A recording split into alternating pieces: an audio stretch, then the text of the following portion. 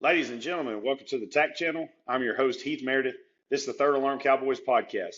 This is a podcast for firefighters. We talk about real life situations, stuff in your station like leadership and promotions, and stuff in your personal life like relationships and finances. You name it, we talk about it. Some things may be a little controversial, but that's real life, and that's what we're going to talk about on this show. All right, guys, man, this is it's a little different actually. Sitting here trying to record and make my first true video podcast. I told you guys that this is kind of coming. Thanks to big shout out to Mike with the Can Report, man. He kind of talked me through and let me know like the equipment that I already have, the stuff that I use to go on his show is all that I really need to be able to do a video podcast. And I've got a box of stuff over there of different things I bought, cameras and all that. Could never get it to actually work and sync up. So I know this isn't like Sean Ryan show quality, but it's better than nothing for now while I continue to build and continue to grow and figure out how to actually get my camera to hook up with this new software and everything that he got me lined out with. So it's all growing, guys. But now you get to look at my ugly face if you choose to view it on a video platform. This will still upload to audio platforms to the best of my ability and knowledge at this point. So it's going to be a learning process. I've got really comfortable with doing the audio only and knew how to do that. Had it really streamlined and really well. Had the sound quality and all that stuff. And now I got to try to learn about lighting and all that, which, as you can tell right now, it's not perfect, but I'm going to work on it and try to figure out. Guys, I'm sitting here at my kitchen table. This is in my house. In the background, right outside these windows, is my front pasture and stuff. And we got the horses and everything. I can look and oversee the arena where the kids practice and everything from right here at this table. This is my life. This is where I sit. We have dinner every night that we're all home together. This is where the kids eat breakfast. I mean, this is it. At some point, whenever the house is finished up, as you all know, we moved a few months ago. Man, we've been on the road so much, and we were in such a small house that this bigger house upgrading, we got to buy more furniture and stuff. So there's a lot of things we're still working on in here, and eventually, hopefully, I'll open up the cameras and be able to see more. Y'all be able to see more and all that kind of stuff. But guys, this is me. This is just my normal everyday life. I'm a normal dude just like you. I know a lot of people claim that and stuff, but it really is the truth, and that's something that traveling and meeting people and whatnot throughout this past year, all the great places I've got to go, the departments I've got to go and teach, and all this different stuff. People are like, man, you really are just the same old dude. I'm like, yeah, man, this is literally me, and I wanted to lead with that on the first true video show that we do and everything. Like, let you guys know, man, the things that I talk about on the show, the things I talk about in the trainings, the life that I claim to live, I really am living. I think most of you know that, but I just wanted people to be able to see like now, like this is what it is. Just normal everyday firefighter with a family, wife, kids, and all that, just trying to get by like all the rest of you. And with that being said, I launched a giveaway not that long ago. I did the results for that a few minutes ago before I got started on this show, on this podcast. And thank you to everybody that participated in that giveaway. There's about, I think, 25 of y'all that I ended up being able to put name in the hat. There was some duplicates and stuff like that. Guys trying to post on different platforms, but I ended up putting your name in the hat once and things like that. But guys, man, the Third Alarm Cowboys has been awesome. It's been a amazing experience, amazing just complete learning deal for me. As you know, guys, like I'm a dummy, and I tell people that all the time. Like I don't know how to work computers. I don't know how to do that. My brother is a computer nerd, not me. I don't know how to do all this stuff. So it's been a great learning curve for me trying to get going and get everything rocking and rolling and really just trying to make a difference and talk to you guys. And it's been a lot of fun. I've had a great time getting to know a lot of you. I met a lot of new people through this. Even so, like this week, guys, huge shout out to them because I think it's awesome. But the Firehouse Fistfight shirt was mentioned on National Fire Radio this week. I shared the post on our Facebook and stuff. It was in a reel. Like Paul Conway from Conway Shields was talking about the shirts and saying that he had seen it. And he kind of chuckled, whatever. He told his story, back whenever people were still throwing down in the fire station and stuff. And it was pretty cool. I ended up reaching out and like, hey, thanks for the shout out or whatever. And he messaged me right back and was like, hey, can you talk? And anyways, I ended up getting to spend about an hour on the phone with the guy the other night and getting to talk, shoot the shit and all that kind of good stuff, getting to share stories and swap stories. He was asking where I'm from, all that. He had heard of the Third Alarm Cowboys per se, but he had no idea. He doesn't listen to the podcast. He's a busy man doing his own thing, has his own brand and all that he's building and training and all that kind of good stuff. So, got to connect, and now it looks like, potentially I could go on his podcast in the future, him come on mine in the future, and we're just going to try to grow together and stuff like that. But it's really opened up a lot of doors, and it's been really pretty damn awesome. I'm very excited about it. I'm very excited about the people that we've pissed off. I'm very excited about the information that we've been able to share, the word that we've been able to get out. And even as just a small town East Texas boy, it's been really pretty cool. So with that being said, guys, this being the first video podcast, man, I know I got a lot of things on fire. I know I got to piss y'all off and really get things going. I just kind of want to let you know, like, this is it. This is the video stuff. I'm going to be going to YouTube and trying to grow. Really took some advice from Mike and those other guys that I really look up to, but particularly Mike from the Can Report was like, bro, you need to push. You need to go into video and all this and get on YouTube. So I'm hoping, I know how it's probably going to be. I'll end up in trouble at some point or another on YouTube. It is what it is, but that's a totally different group of people I've noticed that are on YouTube following podcasts versus Spotify and Apple. So just branching out, trying to meet new people and make a difference in different people's lives. Guys, I still get your messages. I still get all either your emails, your Facebook messages, your Instagram messages, like all that stuff, talking about what all this podcast and everything has done for you, yourself, your career, your family life, all that stuff. And guys, just want to really lead by saying, like, thank you for all that. Thank you for letting me know, because there definitely is times that I'm like, man, what the fuck am I doing? When I start getting beat up, when I start catching a lot of hate and all that kind of shit, and I'm a pretty strong dude on most of that. I don't care most of the time what people had to say about me, but there is times, like, especially whenever I see a dip or whatever in sales, and I'm like, damn, is the support falling off? Basically, just being honest. I beat myself up a lot. I am my biggest critic, hands down. Throughout my career, getting beat up by chiefs and dealing with toxic leadership of all levels, whether it was officers, senior pipemen, fire chiefs, whatever. I've gotten where that shit, I'm like, whatever, you know what, fuck you, bro. You breathe oxygen just like I do, and I think you're a piece of shit.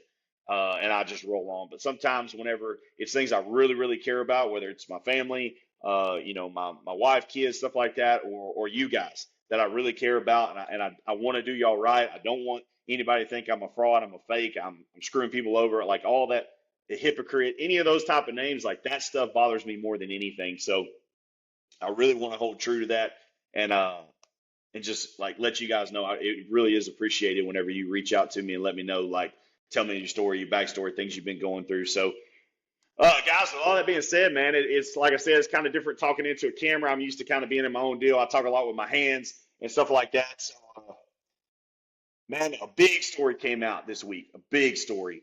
And this is going to piss a shitload of you off probably, but it is what it is. And I'm proud of the fact that it happened.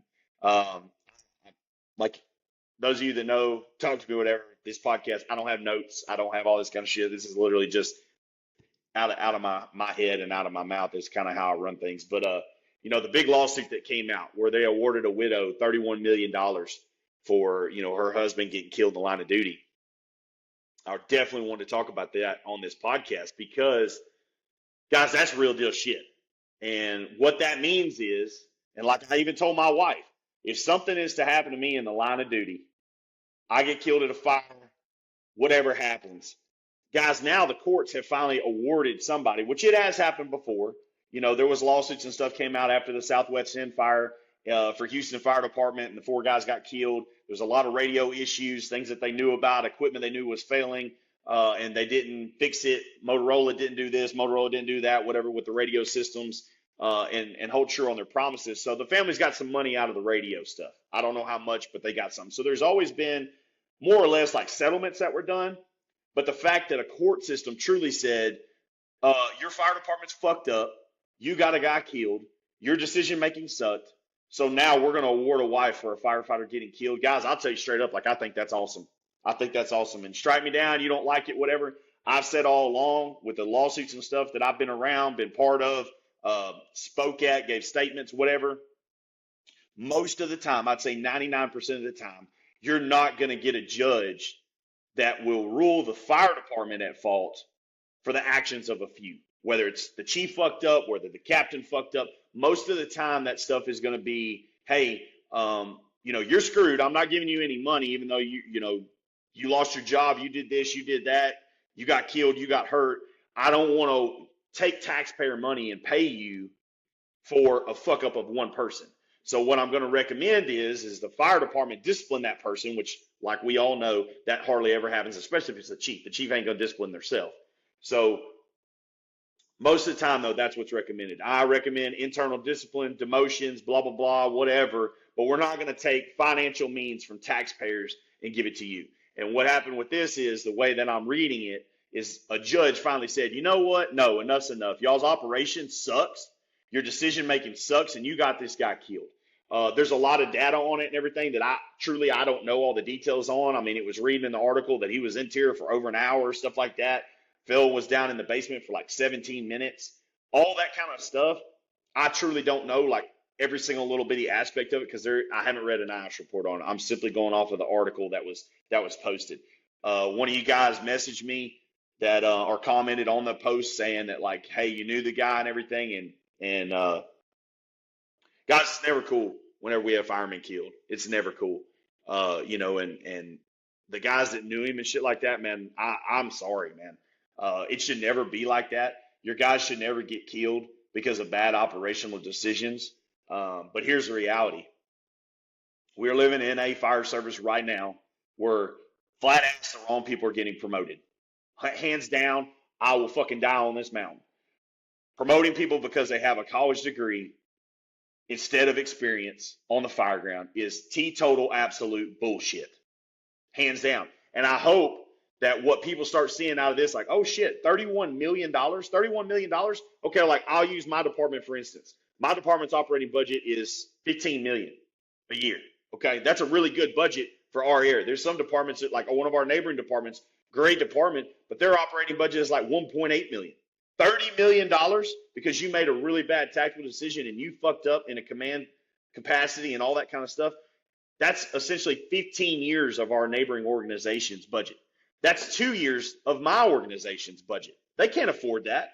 So they might have, an insurance policy against a lawsuit ever, but I doubt it's $30 million worth.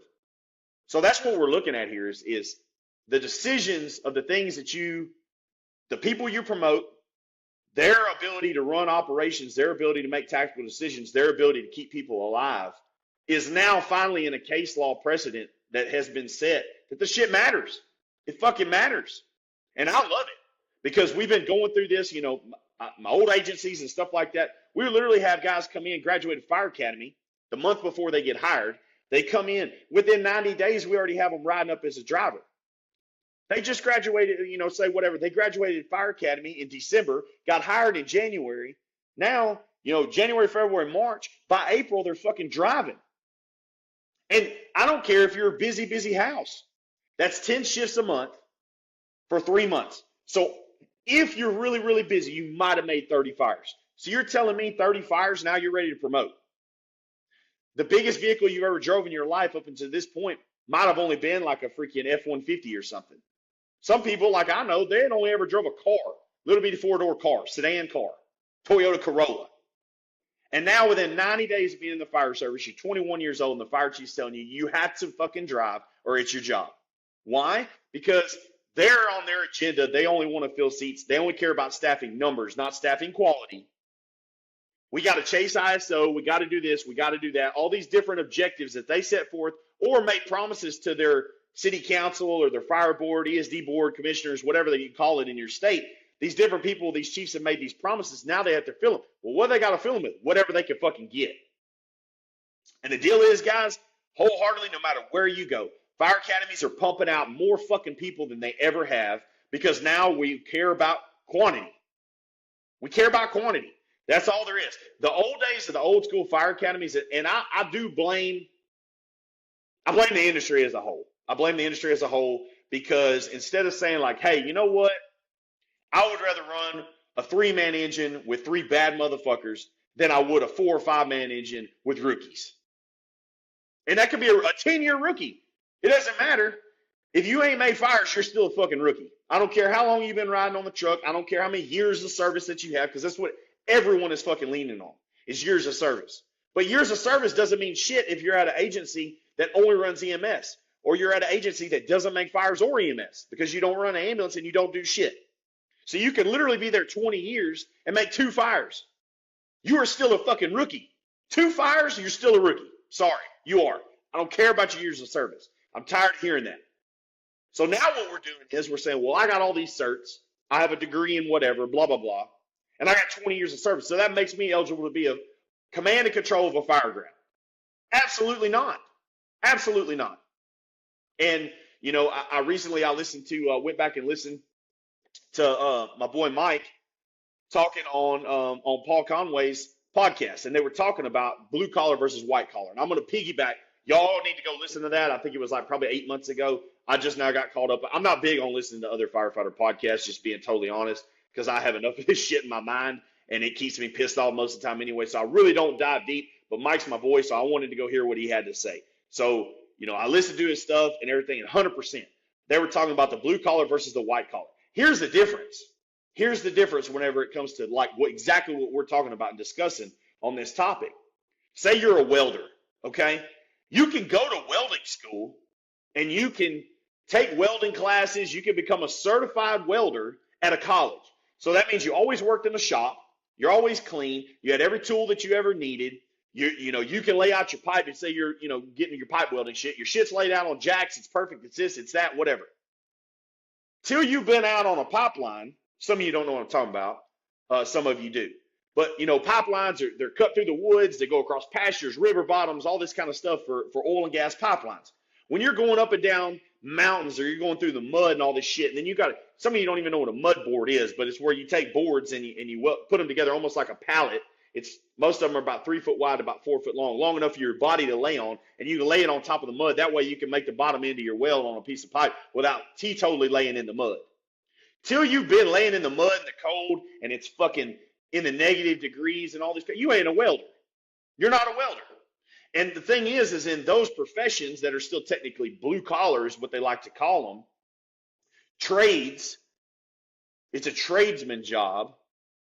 People know that. You can go to school all day long and get a certification. That's just literally paying money for a piece of paper. That's what it is. We all know that shit. And in the fire service, that's literally what it's become. Between the .com fire academies, which I'm not hating on them. Hell, I sent my brother to a .com because they are perfectly designed for people that have a day job and are trying to get in the fire service. That's what they're designed to be for. But you send all these people to those. Now you're going to even the college-backed fire academies. They don't want to wash people out. When I went through fire academy in 2008, guys, and I love people who say, "Oh, you just always talking about the good old days." They literally prided themselves on washing people out. If you graduated that fire academy at Angelina College in Lufkin, Texas, you were ready to go to work. You were ready. Like, they beat the shit out of you. And they specifically told you, this is how you got to do it for you to pass the test for the state exam. And then this is how we do it in the real world. Because on the state exam, everything's a two-man job. Forcing a door is a two-man job. Throwing ladders is a two-man job. Then in the real world, guys, when you're on a three-man engine, you're forcing the door, pulling the line, throwing the ladders, all your shit by yourself. Because the captain's doing their 360 and doing what they need to do to secure the scene. The EO's getting the shit in pump gear and getting everything set up, whether it's lights and stuff like that. So as a pipeman, if you're riding Bravo's seat, you're pulling the line, you're forcing the door, you're doing all the shit on your own. The state doesn't say that, but that's the reality to what we actually do on the real world. But they're not teaching that shit anymore. And here recently, my guys and I, shout out to TAC instructors, we've been going to some of these cadet classes in Vernon and actually teaching some of these guys because the instructor's like, "Hey, can y'all come in and teach the dudes how to do it in the real world?" So we'll teach them how to pass it for the state exam. But then they need to know, like, when they walk into a fire station and they drop a fire their very first day, they need to know kind of sort of what's up. So shout out to, the instructors and stuff and the academies that are actually still teaching those things. But from what I'm seeing, a lot of academies aren't. They're like, "Hey, here it is. This is what you need to pass your exam. You'll learn everything when you get on the job." Okay, cool. But then when they go to work at an agency like the old one that I worked for, they're supposed to be learning everything on the job, but in 90 days, they already want them driving. So now they're having to learn everything on the job for being a firefighter, which is literally a 30-year career of just learning to be a firefighter, and how to be a fucking ride-up driver and drive. That's a whole other 30-year career. You can spend 20 years learning how to be a good EO. You can, all day long. It's never ending. The trucks are changing. The technology's changing. All this kind of stuff. It takes time and time and time and time. So, you have all this going on, and people are trying to crush it into a 9-day period to meet staffing numbers. And what all that ends up meaning, guys, like I'll tell you straight up, you go through my laptop and stuff, I got notes. I got notes for multiple departments because I was always like, hey, if I get killed, here's what you need. Go through my laptop, here's what you need. Promote people that failed their fucking skills on their promotional exam, but they have a degree or whatever. Promoting people because they're chief's boy, but they don't have any time yet. Promoting people because they're a yes man, but they, you made them a chief. They're now in charge, but they never even successfully ran a fire as a captain. They never drove a fire truck. So now you make them a fucking chief. And they're supposed to be in command of the of the incident. It's happening over and over and over again. And I know I'm not the only one that sees this because this is a topic of conversation no matter where I go. No matter where I go, guys are talking about the wrong people getting promoted, the wrong people getting put in positions. Well, now, guys, we have case law, $31 million worth of case law that says you better promote the right fucking people or it's your ass as a fire department when you get somebody hurt or killed. Fire chiefs out there, I'm begging you. Pay attention. Pay attention. It's your ass. It's your ass. If you think for a second that a city council or a city manager or a board of commissioners is just going to say, oh, no, shit, no, we're not paying $30 million because you made a bad choice and you're still going to keep your job, you're dreaming. You're absolutely dreaming. So, guys, like I said, I love it. I think it's good. It's disgusting that we had to lose one of our own in order to get something with some teeth like this. But if like his buddy that commented and everything that knew him, if his life meant the ability to stop this fucking bleeding of the fire service of just promoting shit, then his life meant way more than just that fireground operation. Because his life is now going to be able to protect the combined fire service of America of 1 million people from having jackasses promote over them. We have 1 million firefighters in this country, volunteer and paid, that have all at some point or another been witness to or subjected to having to work for a jackass, having a shit chief, people promoted for the wrong reasons, people that can't perform on the fire ground. We've all seen it. We've all seen it. Well, now there's actually a means to an end on it. Because now, hey, you get a good attorney, it's like, hey, here you go. There's your case law. Here's all the evidence that we have of this person shouldn't have been promoted. This person shouldn't have been promoted. This person shouldn't have been promoted. This person failed this, didn't have this, just got in the fire service 90 days ago, and now they're driving a fire truck and they got in a wreck and killed everybody. It's a real deal, guys. It's a real deal. And I would encourage all of you, I hate the lawyer game, but it is where we are in this country. I have to talk about it all the time. I have to argue with lawyers. I got to deal with them. I got my own fucking lawyers. And the deal is, man, it is a game. It's a lawyer's game at this point. They have totally taken over the fire service. And we could bury our heads in the sand and act like it didn't happen or it's not going on. Hope that the union's going to do this, that, or the other for you. But they're not. They're just not. It's their lawyers versus you. The department's lawyers versus you. That is the game. That is the game. They're going to try to protect the department and burn you. And it is what it is. But finally, at this point in time, there's some teeth. There's some skin in the game now. There's some skin in the game because you start talking about bankrupting a fire department because of bad decisions. Welcome to the real world. Welcome to business. Welcome to business. If I make a bad investment with this business, and I spend all of our capital on something and it doesn't pan out, it doesn't work, which I've been pretty close to doing a couple of times, buying way too many shirts at a time that I more or less couldn't afford. And then I'm like, oh shit, I got to sell it. Stuff like that. That's real life.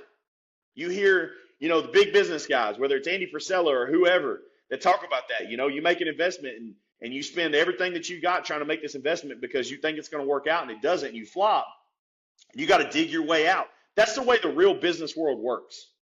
But see, fire departments have always gotten away with it because they know next year's tax roll is going to come around. And it doesn't matter if a fire chief just totally fucks off the budget, just doesn't give a shit, because it's not their money. And they know that the taxpayers are going to kick around. It's going to come back around. So that leads me to my next subject, guys. It's something I need to touch on. It's something that we need to talk about. I haven't talked about in a little while. We just ended the government shutdown. We just ended the government shutdown not that long ago. I guess it's end of last week, whatever. To be honest with y'all, I've been so fucking mad for the entire shutdown and all that that's why I kind of been a little quiet. That's why I haven't necessarily been doing podcasts, because I didn't want to just spew venom. I know a lot of you like it whenever I'm fired up, but there's a difference in fired up and just absolutely ready to just go postal. Because I'm like, what is the deal here? What is the deal here? And then in the last 3-4 days, we got Trump turning on Marjorie Taylor Greene. We got Trump trying to destroy Thomas Massie. I mean, it's just this entire political system. If this doesn't show y'all what I'm talking about as far as lawyers, because now it's lawsuit against lawsuit against lawsuit against lawsuit. I'm going to stir this shit up and stir that. I mean, we are literally inundated with fucking bullshit lawyer stuff on every aspect, guys, on every aspect. And, my deal when it comes to the whole, at the end of the day, I'm pissed at Trump. There's no ifs, ands, or buts about it. I've made a lot of bold statements. I'm pissed at him. I think he's failing. I think that he's a piece of shit at this particular moment. He has not done at all what he said he's going to do besides secure the border. Money still fucked off. He just, shout out to all my, our brothers and sisters that work for the federal fire service, whether it's DOD or whatever. These guys went over a month without a fucking paycheck because of bullshit political games. And that's firefighters. I know y'all aren't rich. Although I will say I do know what some of you federal firefighters make. Y'all making way more than us on the structure side. But I know that you're not rich. I know that it's bullshit. That's why I made the post just trying to call attention. See how many we had. I didn't even end up counting them up. I want to say between 30 and 50 guys that followed this page actually commented and said, like, hey, yeah, I work at such and such. I'm a federal firefighter here, federal firefighter there, whatever. And my heart goes out to you guys, just flat ass, because it's bullshit. It's total bullshit. And then at the back of my mind, I tell myself, like, hey, man, it's still the options were Kamala Harris or Donald Trump. And it's like, shit, that's where we're at. That's where we're at. And then it really makes me think it's the same deal in these fire departments. It's the same thing within your organization. My fire chief, he's got a contract for the next couple of years, but he won't be here forever. And then it's like, okay, well, what next? Are we going to have Donald Trump, or are we going to have Kamala Harris come in and take over? Because, there's a lot of guys that don't necessarily like my chief, whatever. There's guys that like every chief, guys that don't like every chief. Like, that's just how it is. But then I'm like, guys, dude, it could be way worse. They could hire the fucking asshole that I left to come here. They could hire him. He could come in. So, you can always have way worse after. You think this person is terrible, but you don't know who's coming afterward. And so that always makes me nervous. And I'm just like, damn, we could get a total douchebag in here that totally ruins what's left of the good culture we have in our organization. And that's how I feel when it comes to the politics, man. The politics, we had literally, they say it, the phrase is the lesser two evils, but this was the ultimate example of it. And, I try not to talk a whole lot about politics on here, but the bottom is I know that you guys are hurting. I'm pissed. I'm very let down. I feel very let down by Trump. I'm pissed that he's turned his back on Marjorie Taylor Greene. They all want to say she's crazy and all that, but when you hear her actually talk, watch her interviews, know where she comes from in Florida or whatever, I want to say either Georgia or Florida, somewhere over there. She's a normal person when she's communicating. Worked at her family's construction company. She's talking about normal Americans and the problems that we're all going through and stuff with, the price of freaking auto insurance. And, shit, my auto insurance in the last 4 years has gone from $166 a month to $600 something a month. We shopped around. I've done all the fucking games, but it's all the same. It's okay. It's $50 cheaper, whatever. $50 doesn't mean shit. That's not even a tank of fuel now. So it, they're not looking big picture at Americans. They're not looking after us at all, and that's really what I'm pissed about. Ultimately, is the fact that Trump said this whole America First deal and all, and you'll see it. Like almost every shirt I've got has got American flag type something on it. I'm an American, and I believe in being an American, and it absolutely disgusts me that all these other countries. I don't care if it's Ukraine, if it's fucking Israel, everywhere. You know, right now this week the hottest topic is damn Venezuela and all this shit. Like, guys, come drive around the United States. Houston is a shithole. Houston's a total shithole. Our homeless population in the last since COVID really has gone through the fucking roof. Crime is through the roof. Like everything is falling apart in this country, and everybody gives a fuck about what's going on overseas. And so that's part. Honestly, that's part of where I've been. Why I haven't been too present because I'm pissed. I'm royally pissed. You know, my family we work our asses off, and we have a lot of nice stuff. I'm not going to deny that. But my wife and I work. We're both working 100 hours a week, and then we got 5 kids on top of that, which that's our choice, obviously. But you know, there's just no lookout for us. There's just no lookout for us. And so I know a lot of you feel that way. This is not poor, pitiful me or anything like that. I just know that a lot of Americans feel that way. A lot of you guys feel that way because you mentioned me. Some of you have had to, you know, not been able to order stuff that you want to order when I drop a new shirt. And guys, like, I want you to know, I genuinely understand. I don't take that shit personal. If you're like, hey man, you know, I've been buying cigars from you every single month, but like I need to take this month off because I got to get caught up on whatever. Like, I don't take that personal. Don't ever think that I do. I understand it. I totally do. It's disgusting. It's disgusting where taxes and all this kind of stuff has just absolutely ran us in the ground. And I guess partially the part of the reason why I'm all kind of mentioning this is because I know how hard I push for Trump on this platform. And I have to say, like, I didn't see this coming. I didn't see this coming. I didn't know it would get to the point where he just doesn't give a fuck. I knew it's always going to be he's going to look after, you know, real estate investors and all that kind of shit, big business and billionaires. Like that's always part of the game. You're going to look after my boys, just like if I was fucking, you know, if I had gotten named the damn secretary of the fire administration, I'm going to look after fire dogs. I'm not going to give a damn about emergency management master's degree fucking paper firemen. I'm going to look after badass firemen. So I know that's the game. I know that's the game. And I did expect that, but I thought he would actually somewhat try to make Americans happy, but he hadn't even done that. So just know, like, I'm eating a little bit of crow on this stuff because I'm like, damn, man, like I really pushed for him and he's letting me down. He's letting me down. And I know that a lot of you kind of feel the same way. So just know we're all kind of in the same boat. I just want y'all to understand that everybody's got it fucking hard. Everybody's got it hard. Everybody's struggling. Everybody's trying to get by. Everybody's trying to bust ass. And you're not alone. Don't ever think for a second that anybody's got it made. Because at this point in time, if you're a firefighter, you don't have it made. So that's just kind of what I wanted to touch on that stuff and let you know, like, hey, it is still in my mind, but here we are. So this one's not going to be super long. I'm gonna have to edit and try to figure out exactly how all this kind of stuff works as far as with the video and whatnot. But that's where we're at, guys. That's where we're at. Everything. 26 is looking really good for all the training. Several of you have messaged me after I made the latest post about our hands-on training and everything. Like, guys, I'm gonna be honest with you in real. Like, my rates are not what other people are charging. I'd love to be able to charge 20 grand for a fucking 2-hour lecture or some shit, but I can't in good conscience do that. I just can't. So, you know, if you want us to come out, teach stuff like that, just get with me. I would love it. I'd love to come out.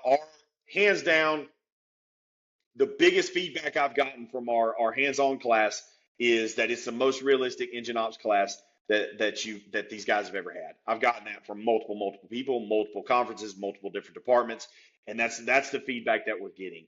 The lecture, I'm going to tweak it just a touch. And really start incorporating more of this firehouse fistfight stuff because it's been so popular and people want to know more. So if you've had my lecture in the past, just know like it's still going to be a good bulk of that, but I am going to tweak it going into 26 and incorporate some more of this firehouse fistfights mentality and trying to do some conflict resolution and growing and getting guys to actually handle the shit inside the station even more so than what I was already talking about. It just gives it ties everything together that we got going on. That's basically what the deal is, trying to tie everything together. But other than that, guys, man, we getting ready to be out of town for Thanksgiving. I did want to kind of announce that and let everybody know, like, I won't even be in the country for Thanksgiving. We're leaving. My parents are taking us on a trip, my family and stuff. So we'll be gone. So y'all don't look for me to be on social media or anything like that. If you reach out to me and stuff, just know, like, I'll get back to you, but we'll be gone. So it's not like I shut the business down or anything like that. I'll be out of touch for a little bit, which is actually probably a good thing for me at this particular moment. But if you need something like immediately or whatever, reach out to one of my guys. You can either hit up Kelly, Brad Kelly, or you can hit up Tim Mace through the page. If something drastic or you need a training scheduled like right now, then those guys, they have the ability to be able to do that too. So other than that, man, we got a lot going on. 26 is looking hot. Really, really thank you to everyone that brought us out, whether it was just myself or all the guys that brought us out in 2025. I'm going to do a collage of all the different departments and stuff that we taught at up to date. We're pretty much done for the year getting on the road. I would like, if y'all would, send me a message, private message or something, or comment on here. I'm thinking about in December doing my TAC channel lecture as a virtual online type class for all of you guys that work at departments that won't send y'all to outside training, or they won't bring people in. I'm really thinking about doing this. It might be just a very, like, a simple Zoom call type deal, something like that. But I can run you through my lecture and actually teach the lecture and do that stuff to the onesies and twosies guys that would love to come, but you work in a place that just doesn't allow for outside training or doesn't encourage it or whatever. So I'm really thinking about doing that. I'd like to see the interest in that. So y'all shoot me a message. Let me know if that's something that you'd be interested in, or I can fill up a classroom and make it worth my while and for the day, because it'll be my full 4-hour lecture. It'll just be able to be virtual like this. So it'll be cool. But other than that, guys, we're growing. Got a lot going on. The cows and stuff. I got a bunch of hay delivered and everything the other day and whatnot. So it's just it's busy times around here. But other than that, guys, y'all go to thirdAlarmCowboys.com. Follow us on Facebook. Follow us on Instagram. Please continue to share everything so we can continue to grow going into 26. We'll see you on the next one.